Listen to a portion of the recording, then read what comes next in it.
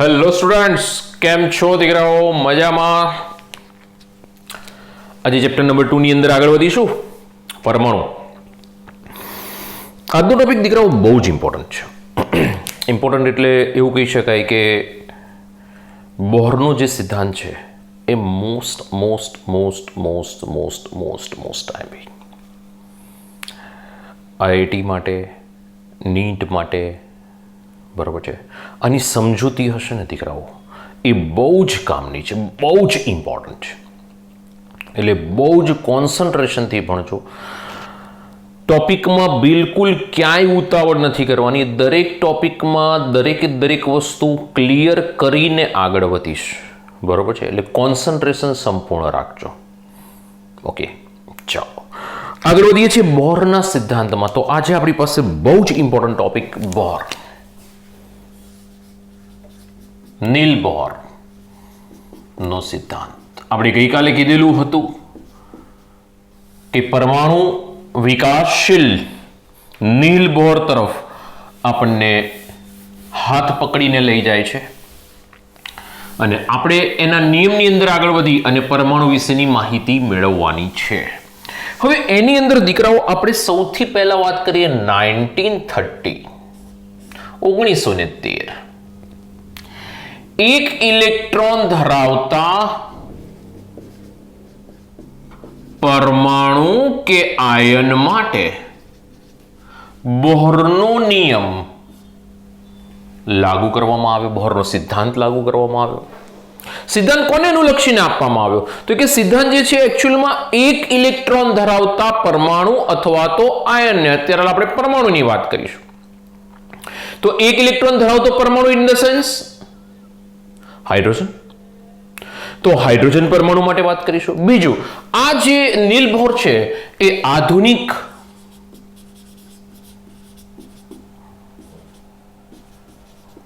Quantum યંત્રશાસ્ત્ર નથી હો દીકરાઓ,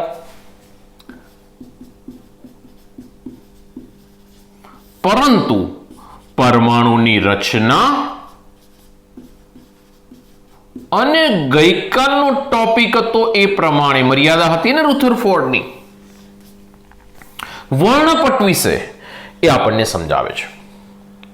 ધ્યાન રાખજો, આધુનિક ક્વોન્ટમ યંત્રશાસ્ત્ર નથી, આ સિદ્ધાંત આધુનિક નથી, લેટેસ્ટ નથી, અને પછી પણ ઘણી શોધ થયેલી છે, બરોબર છે, પરંતુ એ પરમાણુ રચના વિશે આપણને સંપૂર્ણ સમજાવવા માટે પ્રયત્ન કરશે. પ્લસ વર્ણપટ માટે જે આપણે ગઈકાલે રુથરફોર્ડે ના પાડી હતી કે ભાઈ આટલા જ કલર કેમ ઉત્પન્ન થાય છે, બીજા કેમ નથી થતા, શું છે, તો એ સમજાવવા માટે એ પ્રયત્ન કરે છે 100%. આગળ વધીએ. એની અંદર સૌથી પહેલું એની અભિધારણા, સૌથી પહેલી અભિધારણા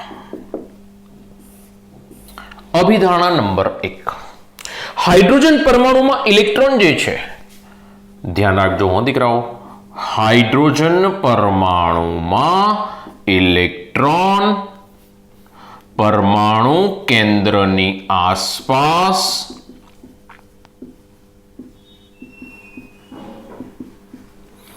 વર્તુળાકાર માર્ગે, કેવા? વર્તુળાકાર માર્ગે નિશ્ચિત અથવા તો ચોક્કસ ઉર્જા અને, ધ્યાન રાખજો, આપણે જે આગળ ચર્ચા કરી કે ઇલેક્ટ્રોન કેવી રીતે ફરી રહ્યા છે, તો એની પાસે એક ઉર્જા છે. સમજો, એની પાસે શું છે? ઉર્જા છે. અને એ ઉર્જા અને ચોક્કસ ઉર્જા છે અને ચોક્કસ ત્રિજ્યા છે.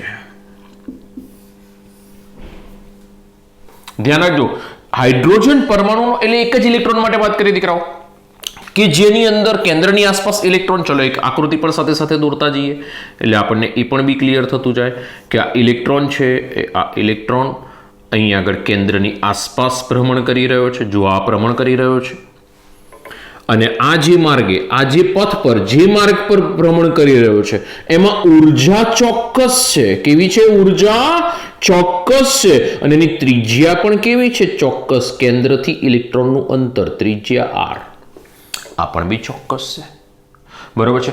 અને આ જે ચોક્કસ છે ને દીકરાઓ, એને સ્થિર કક્ષા અથવા તો માન્ય ઉર્જા સ્તર, નામ ધ્યાન રાખજો, સ્થિર કક્ષા અથવા તો માન્ય ઉર્જા સ્તર તરીકે ઓળખવામાં આવશે.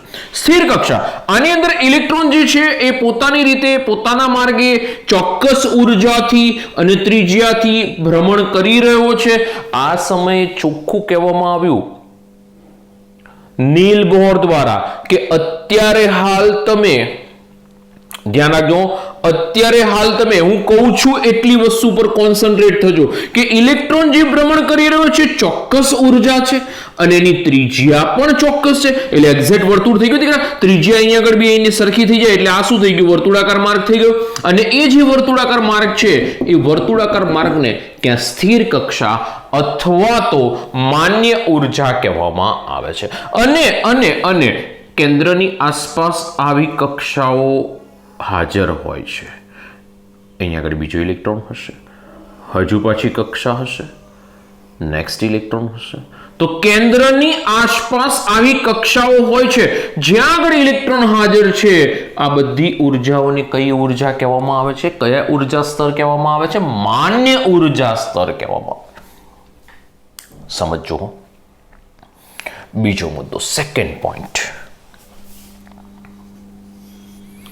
કે જ્યારે માન્ય ઉર્જા સ્તરની અંદર, માન્ય ઉર્જા સ્તરમાં ઇલેક્ટ્રોન ભ્રમણ કરતો હોય ત્યારે, ફરતો હોય, પરિભ્રમણ કરતો હોય, ભ્રમણ કરતો હોય, ફરતો હોય, એકલો કોઈની સાથે નહીં પણ એકલો ટહેલતો હોય, બગીચામાં ટહેલે એમ, એટલે કે એ ભ્રમણ કરી રહ્યો છે. ક્યાં ભ્રમણ કરી રહ્યો છે? માન્ય ઉર્જા સ્તરમાં. ત્યારે સમયાંતરે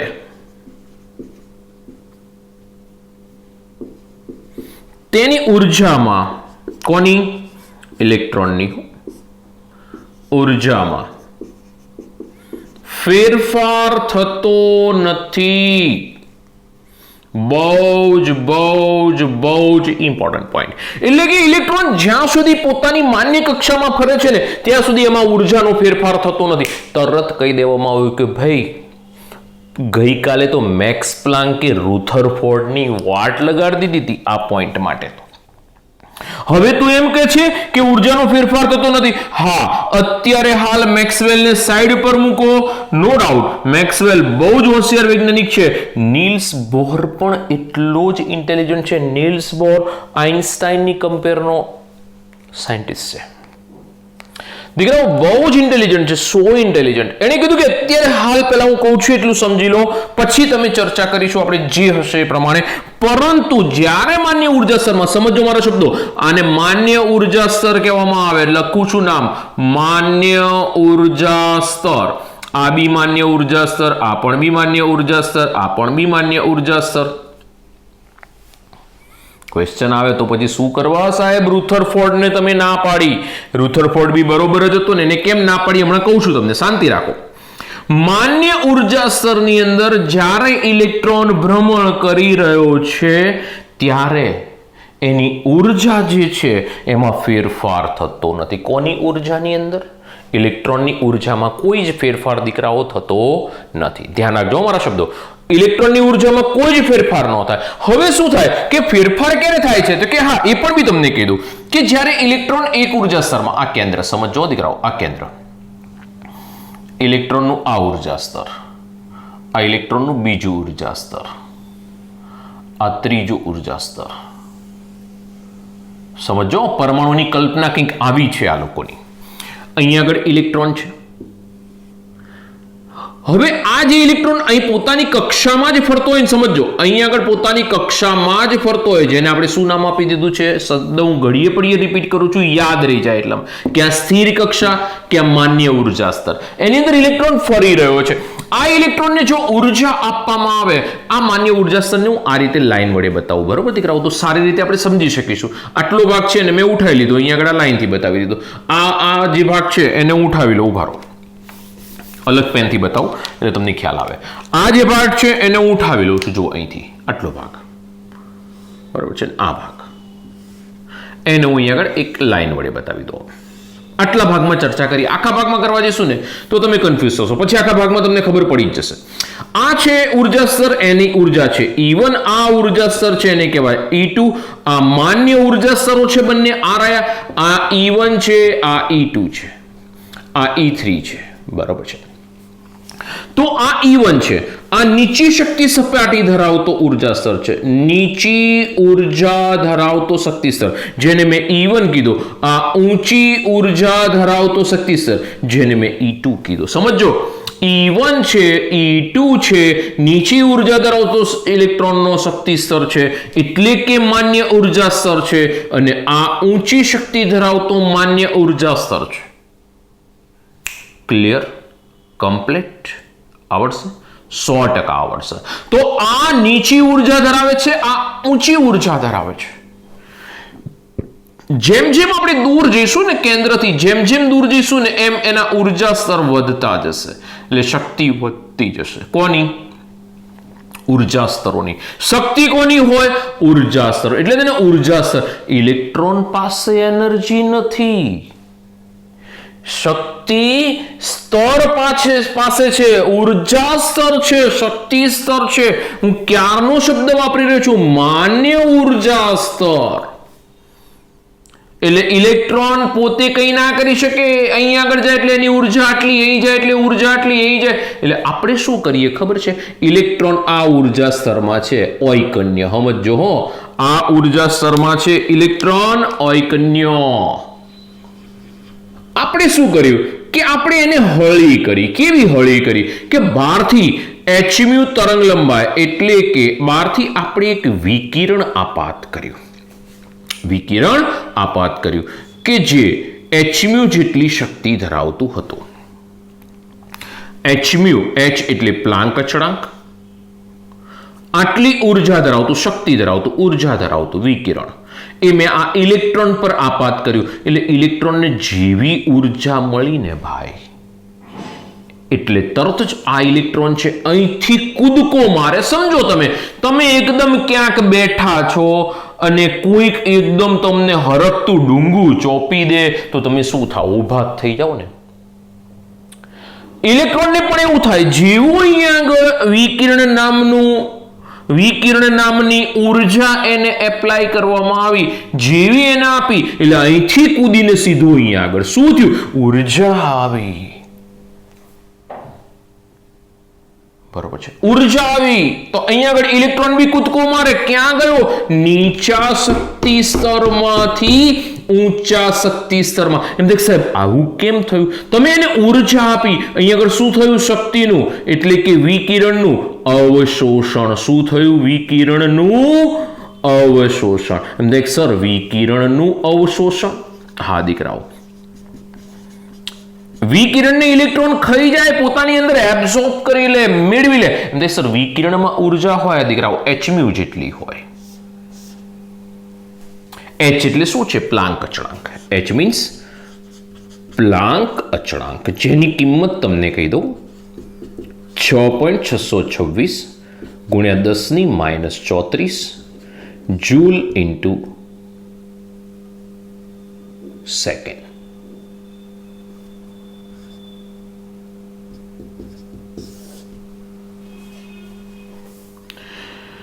તો દીકરાઓ, અહીંયા આગળ આપણી પાસે શું મળે છે? અહીંયા આગળ જો તમે સમજો હજુ ફરીથી કે વિકિરણનું અવશોષણ થયું. મ્યુ શું છે? આવૃત્તિ.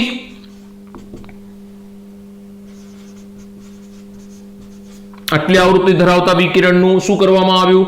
શોષણ, અવશોષણ કર્યું. કોણે કર્યું? ઇલેક્ટ્રોન. ઇલેક્ટ્રોનને જેવી શક્તિ મળી, ભઈલા જ્યારે ઉર્જા મેળવે ને, સમજો મારી વસ્તુ, ઇલેક્ટ્રોનને શું મળે છે? ઉર્જા. અને ઇલેક્ટ્રોનને જ્યારે ઉર્જા મળે ત્યારે ઇલેક્ટ્રોન કૂદકા મારશે. જેને લાગે ને ખબર પડે દીકરાઓ, રોકેટને લાગે છે તો કેવી લાગે છે? પાછળથી હળગે છે તો કેવી લાગે? ઝુમ દઈને ભાગે છે ને. પાછળ લાગે તો આગળ દોડે છે. સમજો, ઇલેક્ટ્રોનને પણ એવું થયું કે જેવું તમે વિકિરણ નાખ્યું એટલે તરત જ એને બરોબર એનર્જી મળી, એટલે કૂદીને. એમ થાય સર, કેટલી એનર્જી મળી? દીકરાઓ, વિકિરણ જેટલી એનર્જી માટે એટલે કે મ્યુ પર આધારિત રહીશું. એ તો પ્લાન્ક અચળાંક છે. મ્યુ પર આધારિત રહીશું. મ્યુ એટલે આવૃત્તિ જેટલી છે એ પ્રમાણે વિકિરણની એનર્જી હશે અને એ પ્રમાણે આની પર એપ્લાય થશે. જેવું એપ્લાય થશે ને એટલે ઇલેક્ટ્રોન તરત જ અહીંથી કૂદીને ઉપર. ત્યારે ઇલેક્ટ્રોનની શક્તિ બદલાય, ત્યાં સુધી ઇલેક્ટ્રોનની શક્તિ બદલાશે નહીં. પોતાના માન્ય ઉર્જા સ્તરમાં ફરતો હોય ને ત્યાર તો એની અંદર શક્તિમાં ફેરફાર થતો જ નથી. આ તો આપણે બહારથી વિકિરણ અવશોષણ કરાવ્યું, ઇલેક્ટ્રોન કૂદીને ઉપર નીચા શક્તિ સ્તરમાંથી ઊંચા શક્તિ સ્તરમાં પહોંચી ગયો. હવે ઊંચા શક્તિ સ્તરમાં ગયો પછી શું? આ શક્તિ સ્તર સામે જોઈ રે કેમ છે, મજામાં? પહેલા તારી પાસે હતો, હવે ઉપર જતો રહ્યો. થાય ને? તો દીકરાઓ આ માન્ય ઉર્જા સ્તર હતા. માન્ય ઉર્જા સ્તર હતા કે જ્યાંથી ઇલેક્ટ્રોન કૂદ્યો છે નીચા શક્તિ સ્તરમાંથી, ઇલેક્ટ્રોને શક્તિ મેળવી, hν જેટલા વિકિરણનું અવશોષણ કર્યું, શોષણ કર્યું, મેળવ્યું અને એ તરત જ કૂદીને ઉપર જતો રહ્યો. હવે ઉપર ગયા પછી શું થાય? તો કે પરત ફરે. સુબહ કો ભૂલા શામ को वापस आए तो उसको भूला नहीं कहते. तो શું કહેते हैं? तो कि इलेक्ट्रॉन कहते हैं. જો ધ્યાન રાખજો, ઇલેક્ટ્રોન પહેલા નીચા શક્તિ સ્તરમાંથી ઊંચા શક્તિ સ્તરમાં પહોંચી ગયો, એ જ ઇલેક્ટ્રોન ફરી પાછો પોતાના ઘરે પરત કરે. પણ પરત ફરતા એ શું કરશે? તો કે જે પણ બી વિકિરણનું શોષણ કર્યું હતું ને એ વિકિરણનું ઉત્સર્જન કરશે. શું કરશે? ઉત્સર્જન. કેટલી? hν જેટલા વિકિરણનું, hν નું શોષણ કર્યું તો hν નું ઉત્સર્જન કરશે. તો એની શક્તિમાં શું થઈ ગયો? ઘટાડો. સમજો, ધારો કે આની શક્તિ હતી દીકરાઓ 50 કિલો કેલરી. સમજો ને, 50 કિલો કેલરી. ઇલેક્ટ્રોને 5 કિલો કેલરી ઉર્જા મેં વિકિરણમાંથી આપી, તો 50 થી વધીને કેટલી થઈ ગઈ? 55. 50 થી વધીને કેટલી થઈ ગઈ? 55. તો મને એમ કહો આ બંને વચ્ચેનો ડેલ્ટા ઈ કેટલો મળે? આ બંને વચ્ચેનો ડેલ્ટા ઈ કેટલો મળે? તો ડેલ્ટા ઈ બરાબર E2 માઇનસ E1 થાય. 50 હતી, મેં 5 આપી, 55 થઈ ગઈ. 55 માંથી પાછી 50 થઈ ગઈ, તો ડેલ્ટા ઈ ડિફરન્સ કેટલો આવ્યો દીકરાઓ? 5 કિલો કેલરીનો આવી ગયો. અને શેમાંથી આવ્યો? તો કે hν માંથી આવ્યો. તો delta E is equal to hν. ધ્યાન રાખજો, બહુ જ ઇમ્પોર્ટન્ટ ઇક્વેશન. અને delta E is equal, delta E નો ડિફરન્સ છે કોના જેટલો છે? hν જેટલો છે. અહીં E2 માઇનસ E1 કરીશ, it is equal to delta E, it is equal to hν. તો μ is equal to delta E upon h, જેને બોહર નિયમની આવૃત્તિ કહેવામાં આવે. ધ્યાન રાખજો દીકરાઓ, બોહરના નિયમની આવૃત્તિ કહેવામાં આવે છે. તો આ રીતે એના ઉર્જામાં ફેરફાર થઈ શકે, બાકી ઇલેક્ટ્રોન પોતાની માન્ય ઉર્જા સ્તરમાં સતત ભ્રમણ કરતો હશે. ચલો બંને મુદ્દા રિપીટ કરી દઉં, ધ્યાન રાખશો. અહીં આગળ પહેલો મુદ્દો શું કહે છે કે હાઇડ્રોજન પરમાણુ છે, હાઇડ્રોજન પરમાણુની અંદર ઇલેક્ટ્રોન પરમાણુના કેન્દ્રની આસપાસ વર્તુળાકાર માર્ગે ચોક્કસ ઉર્જા અને ત્રિજ્યાથી શું કરતો હશે? ભ્રમણ કરતો હશે. આ જે જગ્યાએ ભ્રમણ કરી રહ્યો, ચોક્કસ ઉર્જા શબ્દ પ્રોપર સમજવો દીકરાઓ, બહુ જ ઇમ્પોર્ટન્ટ શબ્દ છે. ચોક્કસ ઉર્જા અને ચોક્કસ ત્રિજ્યાથી શું કરતો હશે? તો કે એ ભ્રમણ કરતો હશે વર્તુળાકાર માર્ગે, જેને સ્થિર કક્ષા અથવા તો માન્ય ઉર્જા કહેવામાં આવે છે. શબ્દ ધ્યાન રાખજો, માન્ય ઉર્જા સ્તર. માન્ય ઉર્જા સ્તર, આ બી માન્ય ઉર્જા સ્તર છે ને આ પણ બી માન્ય ઉર્જા સ્તર છે. પણ આ નીચી ઉર્જા ધરાવતો છે ને આ ઊંચી ઉર્જા ધરાવતો છે. સમજો, એનું ઉદાહરણ આપણે લઈએ છીએ અત્યારે હાલ.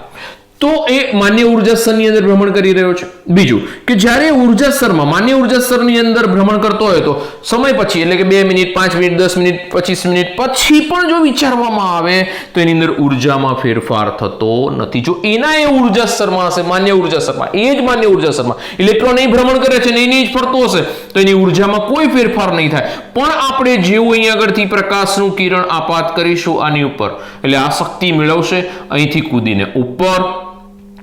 આ શું કર્યું? ઇલેક્ટ્રોને શક્તિનું શોષણ કર્યું, અવશોષણ કર્યું, અને એ E1 માંથી ક્યાં ગયો? E2 માં એ લાંબો સમય ટક્યો ને E1 માં પાછો ફર્યો. જેવો પાછો ફર્યો એટલે શું કર્યું? એને જે બી ખાધું હતું એ બધું બહાર કાઢી નાખ્યું. એટલે જેટલી શક્તિનું શોષણ કર્યું હતું એટલી જ શક્તિનું શું કરી નાખ્યું? એને ઉત્સર્જન. hν નું શોષણ કર્યું હતું, hν નું ઉત્સર્જન કરી નાખ્યું. ધ્યાન રાખજો. એટલે હતો ત્યાં પાછો આવી ગયો. બરોબર છે. બીજું, આ ઉર્જા સ્તર છે ને એની શક્તિ ફિક્સ છે, ચોક્કસ છે. એમ તો એક સર કેવી રીતે ચોક્કસ છે? શું ચોક્કસ છે? તો દીકરાઓ એક સિમ્પલ એક્ઝામ્પલ લઈએ કે આપણે આપણા ક્લાસરૂમમાં બેઠા છીએ. સમજો, ક્લાસરૂમમાં બેઠેલા છીએ અને એ ક્લાસરૂમની અંદર આપણે એવું કીધું કે આ બેન્ચીસો છે ગોઠવેલી. સમજો, ઉદાહરણથી જે સમજાવું એ સમજો. આ આપણી પાસે બેન્ચીસો ગોઠવેલી છે અહીંયા આગળ. પહેલી benches, first row, second row, third row, આ રીતે આપણે બેન્ચીસો ગોઠવી છે. સમજો દીકરાઓ, કમ્પ્લીટ ધ્યાન રાખજો. સાદા ઉદાહરણથી સમજીએ આને પ્રોપર. હવે જ્યારે બી અહીંયા આગળ આ બેન્ચીસો ગોઠવી છે આપણા ક્લાસરૂમમાં કે પહેલી બેન્ચ, પહેલી રો છે, બીજી રો છે, ત્રીજી રો છે, ચોથી રો છે, આમ છોકરાઓને કીધું છે કે ભાઈ તમારે રો પ્રમાણે બેન્ચીસ પર બેસવાનું છે.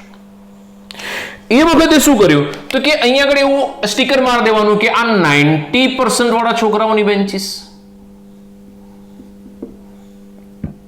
સ્ટીકર માર દીધા ઉપર 80% વાળા છોકરાઓની બેન્ચીસ, એના પછી 70% છોકરાવાળાની બેન્ચીસ, એના પછી 50% વાળા છોકરાઓની બેન્ચીસ. જો અહીંયા આગળ હું એવું કહેવા માંગુ છું કે દરેક સમયે દરેક ઉર્જા સ્તર માન્ય નહીં હોય. જો 60 નંબરનો ઉર્જા સ્તર નીકળી ગયો, પાટલી મીન્સ ઉર્જા સ્તર. સમજો. મેં દરેક પાટલીને ચોક્કસ ઉર્જા સ્તરના લેબલ મારી દીધા કે 90, 80, 70, 50. 2 મિનિટ ફોકસ જોઈ લો, 2 જ મિનિટ. ચલો, પાટલીના આપણે હેડિંગ લેબલ મારેલા છે કે 90, 80, 70, 50. તો દીકરાઓ સમજો, વચ્ચેથી 60 નંબર છે ને એ ગુમ થઈ ગયો છે. એટલે કે આ 70 પછી 50 ઉર્જા સ્તર માન્ય છે, વચ્ચેનો 60 નંબર એટલે 60% વાળો ઉર્જા સ્તર માન્ય નથી. સમજો, છે ખરો, માન્ય નથી. વચ્ચે આવવો જોઈએ છે પણ એ માન્ય નથી. સમજો મારા શબ્દો, પ્રેઝન્ટ છે પણ એને માન્યતા નથી મળી. ભાઈ 60% વાળું ના જોઈએ, 60% વાળું ના જોઈએ, એ ઉર્જા સ્તર માન્ય જ નથી. શું થશે? છોકરાઓ આવશે. છોકરાઓ મીન્સ કે ઇલેક્ટ્રોન. છોકરાઓ આવશે, મેં ઉર્જા સ્તર મૂક્યા છે એની અંદર ગોઠવવાનું ચાલુ કરશે. ચલો, છોકરાઓ અહીં બેસી ગયા, ઇલેક્ટ્રોન ભરાવા લાગ્યા ક્લાસરૂમમાં. બધા પોતપોતાની રીતે જઈને પોતપોતાની જગ્યાએ બેસી જશે. હવે તમે વિચારો, ક્વેશ્ચન ક્યાં આવશે? કોઈક છોકરો આવીને મને એમ કહેશે, સાહેબ મારા 75% છે, હું ક્યાં જઉં? એ પ્રોબ્લેમ. 75% છે, મારે ક્યાં બેસવાનું? હું 70 માં બેસું કે 80 માં બેસું? ઇલેક્ટ્રોનને પણ આવું થાય. સમજો, એટલે આ સમયે આપણે કહીએ છીએ કે 75 નંબર વાળો ઉર્જા સ્તર છે ખરો પણ એ માન્ય નથી. એટલે આપણે સમજાવવું પડે કે દીકરા તું 80 માં જતો રહે. જો 80 માં ખાલી બેન્ચીસ હોય તો ત્યાં બેસ, ત્યાં ના હોય તો તારે 70 માં જવું પડશે. ઇલેક્ટ્રોનને પણ એવું જ કહેવામાં આવે છે કે ક્યાં તું 80 માં જા, જો 80 ખાલી નથી તો તારે 70 માં જવું પડશે. સમજો, એટલે 75 વાળાને મારે 2 ઓપ્શન વધે છે કે ક્યાં ઉપરના સ્તરમાં જતો રહે કે નીચેના સ્તરમાં જતો રહેશે. તો આ માન્ય ઉર્જા સ્તરો થયા દીકરાઓ. ફિક્સ. ઇલેક્ટ્રોનની ભરતી આ પ્રમાણે થાય. ઇલેક્ટ્રોન મીન્સ સ્ટુડન્ટ, વિદ્યાર્થી. આ રીતે સમજશો ને તો થોડી વધારે સરળતાથી સમજી શકશો. Clear complete. હવે એમ થાય કે સર રુથરફોર્ડને કેમ ના પાડી? હવે એક જ મિનિટ. રુથરફોર્ડને ના પાડી તેનું કારણ પછી લઈ લઈએ. બીજું કે એવું પણ બી થાય ને કે 50% વાળો છોકરો છે એ નેક્સ્ટ મંથમાં એક્ઝામ આપે અને એના 90% આવી જાય. બોલો, શક્ય છે? હા, શક્ય છે. અને 50% વાળો જો 90% લઈ આવે તો મારે તરત શું કરી દેવું પડે? એટલે એને પોતાની ઉર્જા વધારી તો નીચા શક્તિ સ્તરમાંથી ક્યાં જતો રહેશે? સીધો ઊંચામાં જતો રહેશે. બોલો, યોગ્ય? ક્લિયર? અને 90% વાળો 50 માં ગયો તો નીચે લાવવાનો. તો આણે ઉર્જા મેળવી, પેલાએ ઉર્જા ગુમાવી. પણ અહીં બેસે બધાની ઉર્જા કેવી રહેશે દીકરાઓ? સરખી રહેશે. પણ અહીંથી એને બહાર નીકળ્યું એટલે પોતાની ઉર્જા પ્રમાણે આપણે એને ક્યાં ઉપર અથવા તો નીચે. સમજો ઇલેક્ટ્રોન પાસે ઉર્જા નથી, ઉર્જા સ્તરમાં છે. એ સ્તર ધરાવતા એ સ્તર જે ઉર્જા ધરાવી રહ્યું છે એની અંદર ઇલેક્ટ્રોન ગોઠવાય છે. ઘણા બધા એવું કહેતા હોય છે કે ઇલેક્ટ્રોન પાસે ઉર્જા છે. ઇલેક્ટ્રોન પાસે ઉર્જા ખરી, મેળવે ગુમાવે બધું જ, પણ ઉર્જા શોની છે? સ્તરની છે. મારી વસ્તુ સમજો, આ સ્તરમાં ઉર્જા છે અને એ પ્રમાણે ઇલેક્ટ્રોન આની અંદર બેસે છે. સ્તર પ્રમાણે આ ધારો કે 50 કિલો કેલરી છે તો અહીં 50 કિલો કેલરી વાળો ઇલેક્ટ્રોન અહીં જઈને બેસશે, 70 વાળો અહીં જઈને બેસશે, 80 વાળો અહીં જઈને બેસશે. એમાં એવું ના થાય કે અહીં આગળ 75 વાળો ક્યાં જશે, તો કે એ એની રીતે નક્કી કરશે. પણ 75 વાળો ઉર્જા સ્તર ના મળે, હોય ખરો પણ એ માન્ય નથી એટલે ઇલેક્ટ્રોન બેસી ના શકે. સમજો, 75 વાળો ઉર્જા સ્તર છે ખરો, માન્ય નથી. ઓકે, અમાન્ય છે અને માન્યતા નથી મળેલી દીકરાઓ, એટલે ત્યાં નહીં બેસી શકે. સમજો હવે બીજી પરિસ્થિતિ કેવી આવે છે. હવે રુથરફોર્ડે શું ભૂલ કરી? રુથરફોર્ડે શું કીધું ખબર છે કે વિદ્યાર્થીઓ આવો, અહીં આગળ આપણે સરસ મજાની શેતરંજી પાથરી છે, ત્યાં જેને જ્યાં બેસવું હોય ત્યાં બેસી જાઓ. ઇલેક્ટ્રોન બાબતે એણે એવું કીધું કે ઇલેક્ટ્રોન છે એ ક્યાં છે, તો કે ઇલેક્ટ્રોન એ પોતાની કક્ષામાં છે. ઇલેક્ટ્રોન પોતાની કક્ષામાં પરિભ્રમણ કરે છે, પણ એને કક્ષાના ચોક્કસ સ્થાન ન બતાવ્યા. એને તો ગમે તે કીધું કે આ ઇલેક્ટ્રોન ક્યાં બેસી શકે, તો કે આ આપણે ધારો કે પરમાણુનું કેન્દ્ર છે તો ઇલેક્ટ્રોન ક્યાં હોય, તો કે અહીં બી હોય, અહીં ગમે ત્યાં હોય, અહીં આગળ ગમે ત્યાં ઇલેક્ટ્રોન હોય. ના, ઇલેક્ટ્રોન પોતાની માન્ય કક્ષામાં જ છે. સમજો હો, શેતરંજી પાથરીને છોકરાઓને બેસાડી દઈએ, પોતાને જેને જ્યાં બેસવું હોય ત્યાં બેસે. 50% વાળો આગળ બેસે, 90% વાળો પાછળ બેસે, 70% વાળો આગળ ગમે ત્યાં બેસી શકે. એવું રુથરફોર્ડે કીધું હતું, એટલે આપણે રુથરફોર્ડને માન્ય ગણ્યો નથી. સમજો મારા શબ્દો પ્રોપર છે. બીજી વસ્તુ, બીજું એક ઉદાહરણ લઈએ. ઉદાહરણ નંબર 2 લઉં. ચલો, એક સરસ. તમે 10th પાસ કર્યું, પછી શેમાં ગયા? 11th. 10મું ધોરણ પાસ કર્યું કોઈએ તો ક્યાં જશે? 11th માં જશે. તો દીકરાઓ 10th થી 11th માં ગયા, પણ 10th પછી એવું ગયું 10.5મું ધોરણ આવ્યું ત્યાં મોકલ્યા તમને, અને પછી ત્યાંથી 10.5 માંથી 11th માં મોકલ્યા. ધીસ ઇઝ નોટ પોસિબલ દીકરાઓ. માન્ય ઉર્જા સ્તર છે કે 10મું પછી 11મું જ આવે. એમ તો 10 પછી 10.1, 10.2, 10.3 આવે ને, એવું બધું આવે ને, પણ ક્યાંય બધા ઉર્જા સ્તરને માન્ય રાખ્યા નથી. રાખ્યા યાર, સીધા 10મા માંથી 11મા, 11મા માંથી 12મા. તો 10.5 ઉર્જા સ્તર માન્ય નથી. ધ્યાન રાખશો. જો આવું ઉદાહરણથી સમજી શકતા હોય ને તો આને બહુ સારી રીતે સમજી શકશો. નીકળા ગપ ગોળા અને જો ગોખવા ગયા તો કલ્યાણ થઈ જશે બોરમાં તમારું. બોર તમને રોટલો કરી નાખશે દીકરાઓ. બોર બહુ જ બ્રિલિયન્ટ અને બહુ જ ઇન્ટેલિજન્ટ સાયન્ટિસ્ટ છે. ખૂબ સરસ રીતે સમજાવ્યું છે અને આપણે પણ ખૂબ સરસ રીતે સમજાવ્યું છે. આવડવું જ જોઈએ બોરનો સિદ્ધાંત. 2 જ મુદ્દા લીધા હો દીકરાઓ, જો ટોટલ 7 છે. ઓકે, ત્રીજા અને ચોથા મુદ્દામાં આગળ વધીએ છીએ એ પહેલા ફટાફટ એક સ્ક્રીનશોટ લઈ લઈએ અને પછી આપણે ઉદાહરણ ક્લિયર ને આવડશે ને તો પછી આપણે આગળ વધીએ. ફટાફટ એક સ્ક્રીનશોટ લઈ લો. ચલો, કમ્પ્લીટ ને આવડશે ને? ઝડપથી બંને કહી દઉં કે હાઇડ્રોજન પરમાણુ ઇલેક્ટ્રોન પરમાણુ કેન્દ્રની આસપાસ વર્તુળાકાર માર્ગે પરિભ્રમણ કરતો. હવે દીકરાઓ કોને લાગુ પાડી શકાય? બોરનો સિદ્ધાંત કોને લાગુ પાડી શકાય?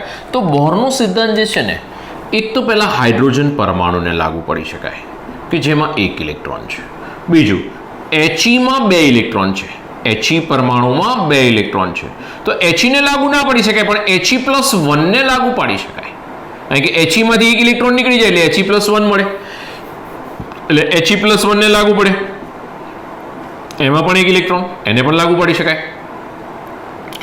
He પછી Li ની અંદર કેટલા ઇલેક્ટ્રોન? 3 ઇલેક્ટ્રોન. Li માં કેટલા? 3 ઇલેક્ટ્રોન. તો Li ને લાગુ પાડી શકાય? ના લાગુ પાડી શકાય. પણ Li+2 ને લાગુ પાડી શકાય? યસ, લાગુ પાડી શકાય. 1 ઇલેક્ટ્રોન છે. B ને લાગુ પાડી શકાય? બેરિલિયમ? ના લાગુ પાડી શકાય. પરંતુ B+3 ને લાગુ પાડી શકાય કારણ કે એમાં બી 1 ઇલેક્ટ્રોન છે. સમજો દીકરાઓ, બહુ જ ઇમ્પોર્ટન્ટ. હાઇડ્રોજન પરમાણુને લાગુ પાડી શકાય કારણ કે 1 ઇલેક્ટ્રોન છે. He+1 ને લાગુ પડી શકાય, 1 ઇલેક્ટ્રોન છે. Li+2 ને લાગુ પડી શકાય, 1 ઇલેક્ટ્રોન છે. Be+3 ને લાગુ પડી શકાય, 1 ઇલેક્ટ્રોન વડે લાગુ પડી શકાય. બરોબર છે. તો થોડું ધ્યાન રાખશો હો દીકરાઓ, થોડું ધ્યાન રાખશો. ચાલો, માન્ય ઉર્જા સ્તરમાં ઇલેક્ટ્રોન ભ્રમણ કરે ત્યારે સમયાંતરે ઇલેક્ટ્રોનની ઉર્જામાં ફેરફાર થતો નથી. માન્ય ઉર્જામાં આમાં ફરતો હોય તો ઉર્જામાં કોઈ ફેરફાર ના થાય.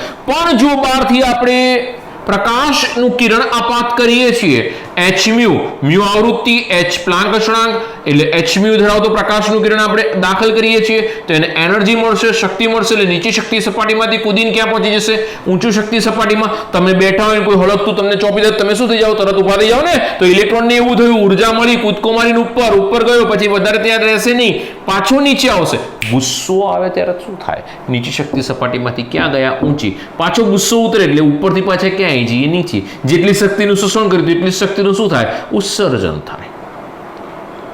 ગુસ્સો આવ્યો ત્યારે એટલો જ સામેવાળા જોડે ઝઘડો કર્યો હોય, અને જ્યારે ગુસ્સો ઉતરી જાય ત્યારે એટલો જ સામેવાળાને પ્રેમ કર્યો હોય. ખ્યાલ આવે છે ને કહું છું એમાં? હા, પ્રેમ. ઓકે, સામેવાળાને પાછું તમે તકલીફ કરશો. ચાલો ધ્યાન અહીં આગળ. તો વિકિરણનું શું થાય છે? અવશોષણ થાય. અને વિકિરણનું શું થાય છે? ઉત્સર્જન થાય. તો આ શું છે? ગુસ્સો છે. પેલો શું છે? પ્રેમ છે. તો દીકરાઓ, જેટલો ઝઘડો થયો, જેટલો ગુસ્સો આવ્યો, બરાબર છે, જેટલું તમે વઢ્યા છો, બોલ્યા છો, જ્યારે ગુસ્સો ઠંડો પડશે એટલું જ પાછું પ્રેમ રૂપે એ ઉત્પન્ન થશે. તો દીકરાઓ, આ ચાલ્યા કરે છે. ઓકે, તો આ વસ્તુ ધ્યાન રાખજો. મેં તમને 2 ઉદાહરણ લીધા, એક પાટલીવાળું ઉદાહરણ કીધું ખાસ, અને એક ધોરણવાળું ઉદાહરણ કીધું. આવા ઘણા બધા ઉદાહરણો છે, પણ આવી રીતે સમજશો તો થોડું સરળ રહેશે. ચલો ફટાફટ આગળ વધીશું. હવે આની અંદર બીજો ત્રીજો ટોપિક મેં ચોપડી પ્રમાણે, NCERT પ્રમાણે મેં બીજો ત્રીજો ભેગા લઈ લીધા છો દીકરાઓ. એટલે ચોપડી પ્રમાણે હવે અભિધારણા નંબર 4 સેકન્ડમાં મેં સેકન્ડ અને થર્ડ બંને ભેગી લઈ લીધું છે.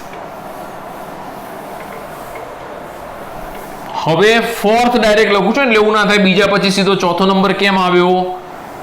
સેકન્ડ થર્ડ મેં ચોપડી પ્રમાણે અભિધારણા ભેગી લઈ લીધી છે. હવે અભિધારણા નંબર 4.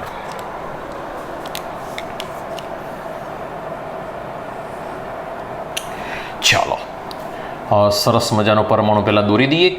ઇલેક્ટ્રોન પરિભ્રમણ કરે છે પોતાના માર્ગમાં, અને આપણે સ્થિર કક્ષા અથવા માન્ય કક્ષા કહી દીધું છે. આ માન્ય કક્ષાની અંદર ઇલેક્ટ્રોન ભ્રમણ કરતો હોય ત્યારે કોઈ પ્રકારની ઉર્જા મેળવતો નથી કે ગુમાવતો નથી. એટલે ઉર્જા એની અંદર એની એ જ રહેશે, કારણ કે માન્ય ઉર્જા સ્તરમાં ફરી રહ્યો છે. આ ચર્ચા આપણે કરીને આવ્યા. હવે નેક્સ્ટ મુદ્દામાં દીકરાઓ આગળ વધીએ કે જ્યારે ઇલેક્ટ્રોન પોતાની સ્થિર કક્ષામાં પરિભ્રમણ કરી રહ્યો છે, ફરી રહ્યો છે, ત્યારે એની પાસે કોણીય વેગમાન એમ તો સર કોણીય વેગમાન એટલે શું? કોણીય એટલે દીકરાઓ અમુક અંશના ખૂણે. જુઓ, આ ઇલેક્ટ્રોન છે ને, એની ભ્રમણ આ દિશામાં થાય છે વર્તુળાકાર માર્ગે, પણ ઇલેક્ટ્રોનને જો કેન્દ્ર ત્યાગી બળ પ્રમાણે વિચારો ને તો ઇલેક્ટ્રોન આમ જવું જોઈએ. એની દિશા આ રહી છે. અહીંથી આપણે આ જોઈએ છીએ, આ પાર્ટ સમજજો હો. ઇલેક્ટ્રોન અહીં આગળ એક ખૂણો બનાવે છે. જુઓ, જવો જોઈએ આ દિશામાં, રેડ પેન વાળી દિશામાં. આ જે ડિસ્ટન્સ છે ને ત્રિજ્યા r કહેવાય. સમજો, આ જે છે ઇલેક્ટ્રોન આ દિશામાં જવો જોઈએ, પણ ઇલેક્ટ્રોન ક્યાં ગયો? આમ વળી ગયો એટલે અહીંયા આગળ એક ખૂણો પડ્યો. આ જે ખૂણો પડે છે આની સાથેનો ખૂણો, આની સાથેનો ત્રિજ્યા સાથેનો ખૂણો, એને થીટા કહેવામાં આવે. થીટા કેટલાનો હશે? થીટા 90 નો હશે. એવું દરેક જગ્યાએ દરેક બિંદુએ આવું થશે. હવે સમજો દીકરાઓ, દરેક બિંદુએ આવું થઈ રહ્યું છે. કોણીય ગતિ છે એટલે કોણીય ગતિ એટલે આ ખૂણાવાળી ગતિ છે. બીજું વેગમાન, વેગ ગુણ્યા માન એટલે દળ છે. વેગ અને દળ છે એની સાથે, બરોબર છે. P = mv. પરંતુ અહીં કોણીય વેગમાનની સંજ્ઞા છે L. L = mvr. સમજો દીકરાઓ, થોડુંક મોટું લખો. L = mvr. જ્યાં આગળ r ત્રિજ્યા છે, v શું છે? વેગ છે, m શું છે? દળ છે. કોનું દળ? Electron. mvr. It is equal to nh/2π. h એટલે પ્લાન્ક અચળાંક, પાઈની કિંમત મારે કહેવાની નથી જરૂર. n is equal to 1 2 3 4. n ને શું કહેવામાં આવે છે તો સમજો દીકરાઓ કે એવા જ ઉર્જા સ્તરો માન્ય છે. હવે સમજો, હવે અલગ એંગલથી લઈએ છીએ. એવા જ ઉર્જા સ્તરો માન્ય છે કે જ્યાં h/2π નો સહગુણક, આ જે છે સહગુણક એ સંકલન ગુણક હોય. કેવો હોય? સંકલન ગુણક હોય, એટલે સંકલન સંખ્યા હોય. એમ તો સાહેબ સંકલન સંખ્યા એટલે કેવી ઉપર લખી દીધી, જો મેં સંકલન સહગુણક હોય એવી જ કક્ષાઓ માન્ય છે. હવે જુઓ, આપણે કોણીય વેગમાનના આધારે જઈ રહ્યા છે. હવે કેલ્ક્યુલેશન્સ આવશે કેટલીક. અહીંયા આગળ છે h/2π ની આગળની તરફ જે પણ બી ગુણક આવશે એટલે કે n, એને શું કહેવામાં આવે છે? સંકલન ગુણક, કે જે પૂર્ણાંક કિંમત હશે અને આવી જ કક્ષાઓ માન્ય હશે. એટલે કે માન્ય કક્ષાઓ કોઈ મને પૂછે છે, એક સરસ ક્વેશ્ચન આવે કે પરમાણુની અંદર માન્ય કક્ષકો કઈ કઈ છે? તો h/2π માન્ય કક્ષક. હા, કોણીય વેગમાન છે એ સંકલન ગુણક છે એનો. 2h/2π, હા એ પણ બી માન્ય. 3h/2π એ પણ બી માન્ય. 4h/2π એ પણ બી માન્ય. 5h/2π એ પણ બી માન્ય. પરંતુ 1.5h/2π જેનો કોણીય વેગમાન જે કક્ષાનો, ધ્યાન રાખજો, જે ઉર્જા સ્તર, કક્ષક શબ્દ વાપરું, માન્ય ઉર્જા સ્તર શબ્દ વાપરું, કોણીય વેગમાન L. જો મારી પાસે માન્ય ઉર્જા સ્તરના કોણીય વેગમાન, આ માન્ય ઉર્જા સ્તર કોને કોને કહેવાશે? તો કે આ રીતે જો આપણને કોણીય વેગમાન મળશે, બધા જ ઉર્જા સ્તર માન્ય હશે. પરંતુ જો આ રીતના આપણને ઉર્જા સ્તર મળશે કોણીય વેગમાન ધરાવતા, આટલું કોણીય વેગમાન છે, L is equal two this. ચલો સમજો, L is equal two this. તો આ ઉર્જા સ્તર માન્ય હશે, તો આપણે કહી દઈશું કે આ ઉર્જા સ્તર માન્ય નથી. આ કેવું આપ્યું ખબર છે? 10મા ધોરણમાંથી 11માં નહીં, 10.5માં જાય. This is not possible.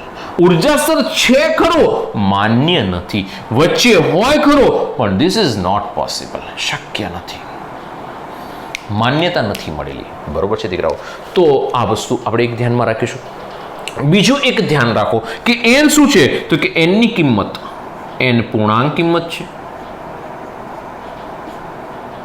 Orbit એટલે કે આપણે એવું કહી શકીએ કક્ષાનો નંબર બતાવશે.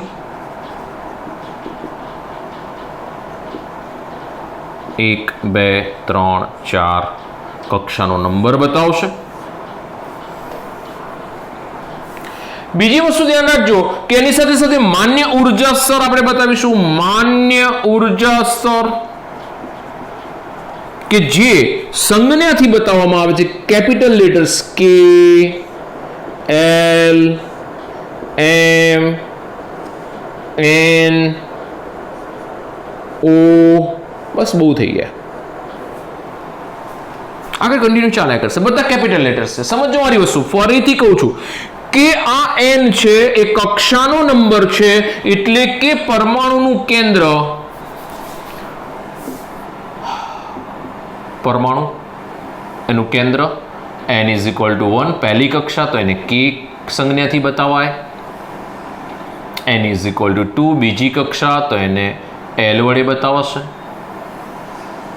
n ઇઝ ઇક્વલ ટુ 3 ત્રીજી કક્ષા તો m વડે બતાવાશે. n ઇઝ ઇક્વલ ટુ 4 ચોથી કક્ષા તો KLM n વડે બતાવાશે. આની અંદર કોણીય વેગમાન કેટલો થાય? આનું કોણીય વેગમાન કેટલો થાય? ચલો, આનું કોણીય વેગમાન કેટલો થાય? પહેલી કક્ષાનું કોણીય વેગમાન કેટલો થાય? h/2π. બીજીનો કેટલો થાય? 2h/2π. ત્રીજીનો કેટલો થાય? 3h/2π. સમજો, ચોથીનું કોણીય વેગમાન શું થાય? 4h/2π. n is equal to 1 2 3 4 value મૂકો, આ જ મળ્યા છો. માન્ય ઉર્જા સ્તરો, શક્તિ સ્તરોના કોણીય વેગમાન આપણને મળી ગયા. એની સંજ્ઞા મેં તમને રેડી કરીને આપી દીધી.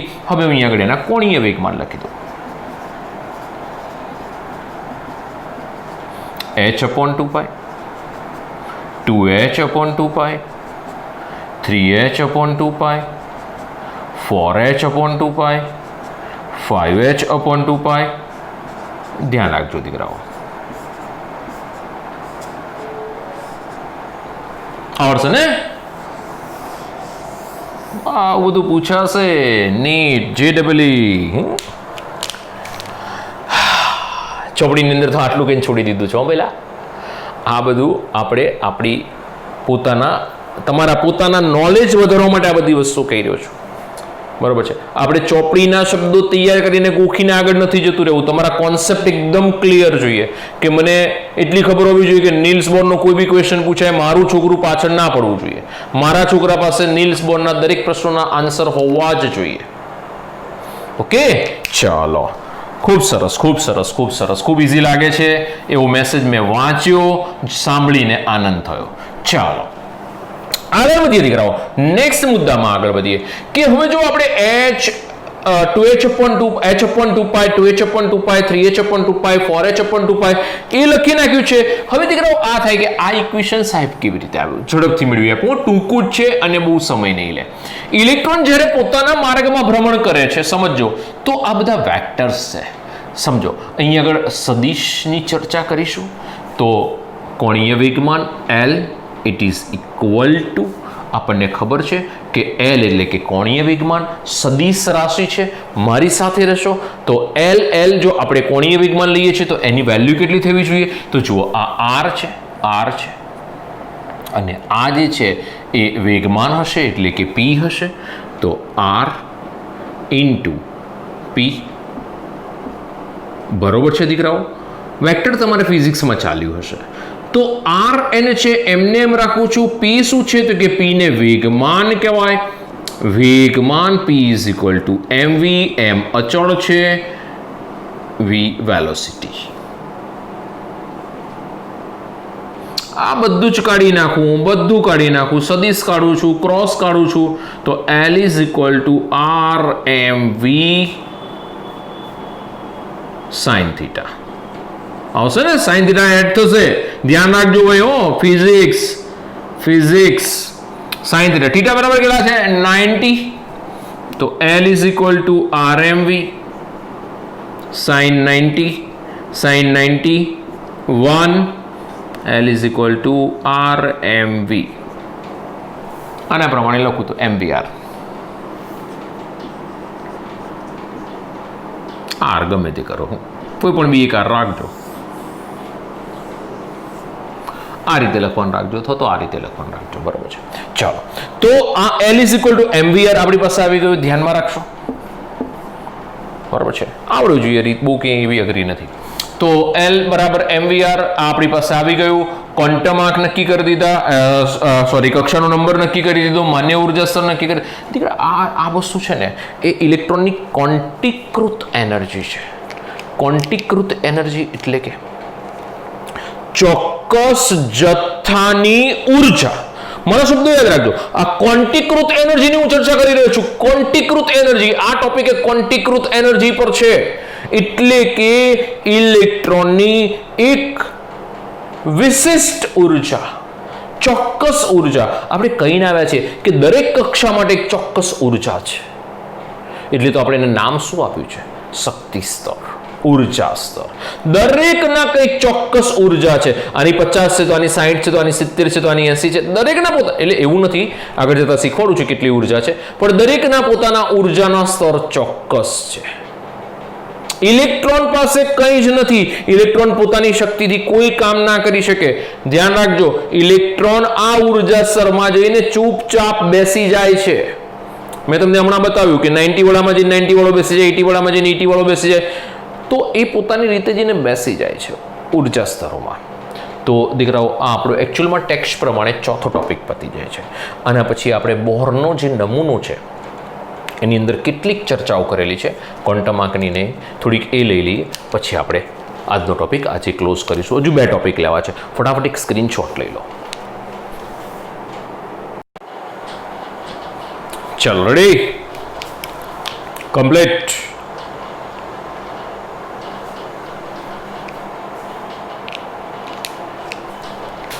ચાલો,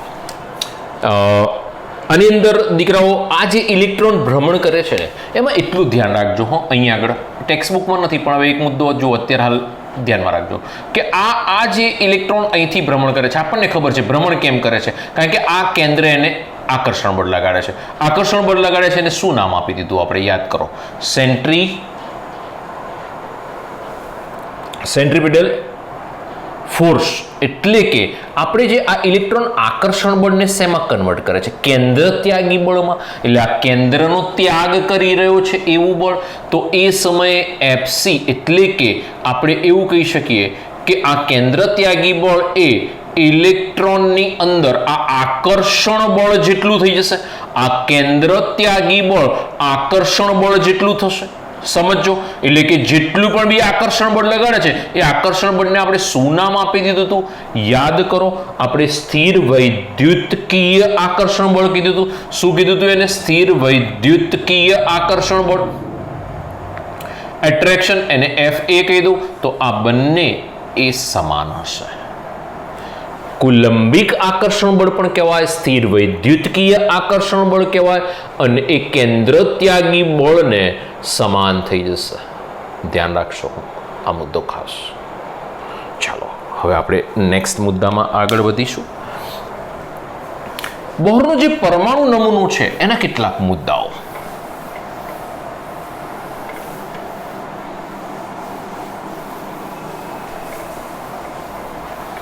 ધ્યાન રાખશો.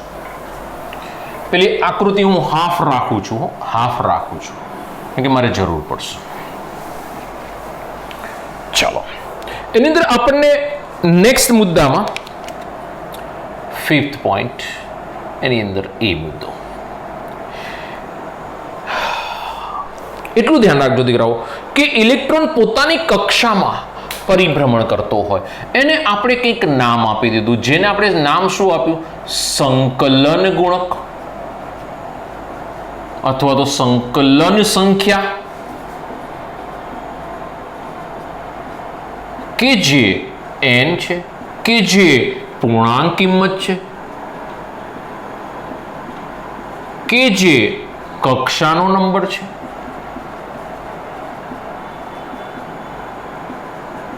કે જે મુખ્ય ક્વોન્ટમ આંક છે. ચોપડીમાં તો આ બે વસ્તુ જ આપી છે, બાકી મેં વધારાની લીધી. આ મુખ્ય ક્વોન્ટમ આંક અને સંકલન સહગુણક આ બે સરખાવી દીધા કે જે સંકલન સહગુણક હોય એને મુખ્ય ક્વોન્ટમ આંક કહેવામાં આવે છે. તો n શું થઈ ગયો દીકરાઓ? મુખ્ય ક્વોન્ટમ આંક થઈ ગયો. બહુ જ ઇન્ટરેસ્ટિંગ પોઈન્ટ. હવે ક્વોન્ટમ આંકનો પાયો નખાયો. ક્વોન્ટમ મિકેનિક્સ હવે સ્ટાર્ટ થશે, ક્વોન્ટમ યંત્રશાસ્ત્ર તો સ્ટાર્ટ થઈ ગયું છે આજે. તો દીકરાઓ આ શું થઈ રહ્યું છે? તો કે n ની જે કિંમત છે n = 1 તો મુખ્ય ક્વોન્ટમ આંક 1 કહેવાય, n = 2 મુખ્ય ક્વોન્ટમ આંક 2 કહેવાય. ક્વોન્ટીકૃત એનર્જી માટેનો અંક જેને ક્વોન્ટમ અંક કહેવાશે. મુખ્ય એટલા માટે કે આ બધા ક્વોન્ટમ અંક આની ઉપરથી હવે શોધાશે. n = 1 2 3 4 5.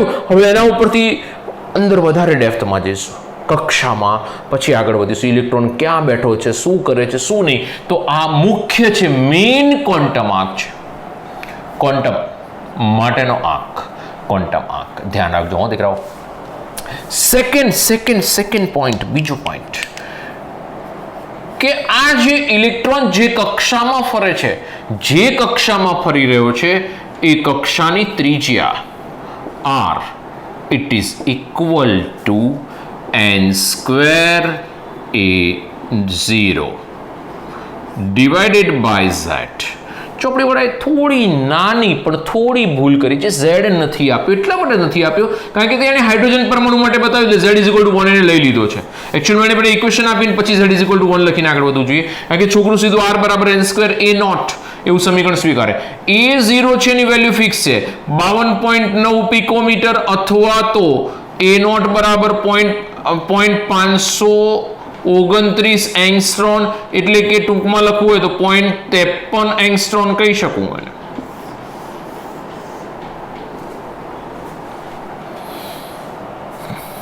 n તો રેડી છે, એ રહ્યો n 1 2 3 4 5, એ નોટ રેડી છે. z is equal two hydrogen પરમાણુ માટે z ઇઝ ઇક્વલ ટુ 1 થઈ જશે. ચલો, પહેલી કક્ષા માટેની ત્રિજ્યા શું હશે? કક્ષા પરમાણુની અંદર કક્ષાની ત્રિજ્યા. ચલો, પહેલી કક્ષાની ત્રિજ્યા શું હશે? r ઇઝ ઇક્વલ ટુ એટલે કે r1 એટલે n ઇઝ ઇક્વલ ટુ 1 પહેલી કક્ષા માટે, તો 1 સ્ક્વેર ઇન્ટુ 0.53 લઈ લઉં છું આની જગ્યાએ, બરોબર છે, divided by z is equal to 1. તો r1 એટલે પ્રથમ ત્રિજ્યા એ 0.53 એંગસ્ટ્રોમની હશે દીકરાઓ, કે જ્યારે n ઇઝ ઇક્વલ ટુ 1 હશે. આમાં શું છે? n ઇઝ ઇક્વલ ટુ 1 માટે પહેલી કક્ષા માટે ત્રિજ્યા શું હશે? 0.53. બીજી કક્ષા માટે second n is equal two 2 બીજી કક્ષા માટે, તો r2 is equal two n square એટલે કે 2 સ્ક્વેર. સમજો દીકરાઓ, આ પોઈન્ટ આ એ નોટ પહેલાં લઈ લો, એ નોટ પહેલાં લઈ લો, 0.53 બરાબર.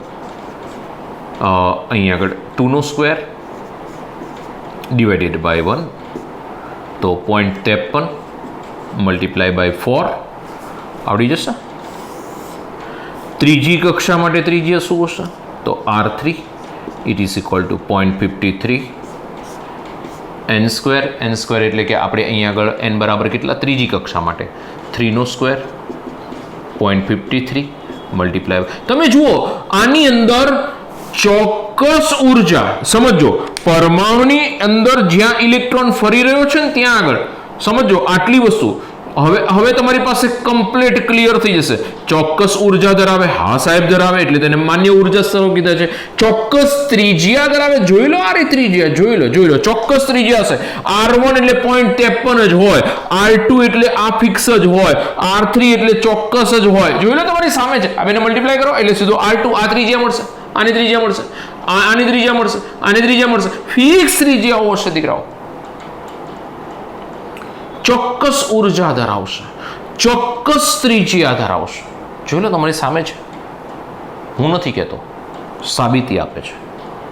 આની એકચ્યુઅલમાં એ નોટની તારવણી થોડીક લાંબી છે એપ્સિલોનમાં ને એમાં, પણ એમાં ગણતરી કરવા જઈશું ને દીકરાઓ તો હજુ બીજો એક લેક્ચર પૂછી જશે, બરાબર છે. એટલે હું ડાયરેક્ટ હા એની જરૂરિયાત નથી, એ વેલ્યુ સીધી યાદ જ રાખવાની છે.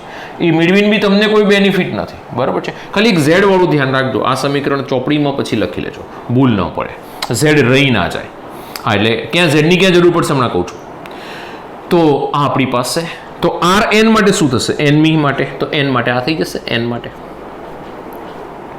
ઓકે, એનમી કક્ષા માટે આ થઈ જશે. બીજું, જો એન વધે તો આર વધે, તો ઇલેક્ટ્રોન કેન્દ્રથી દૂર જાય,